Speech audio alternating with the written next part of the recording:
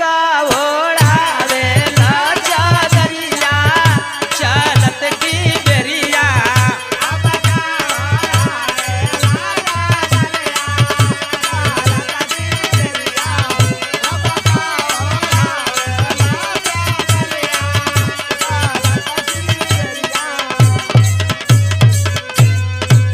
वो आत्मा जो हवा में लीन है, लोगों को पाखंड को देख करके सोचती है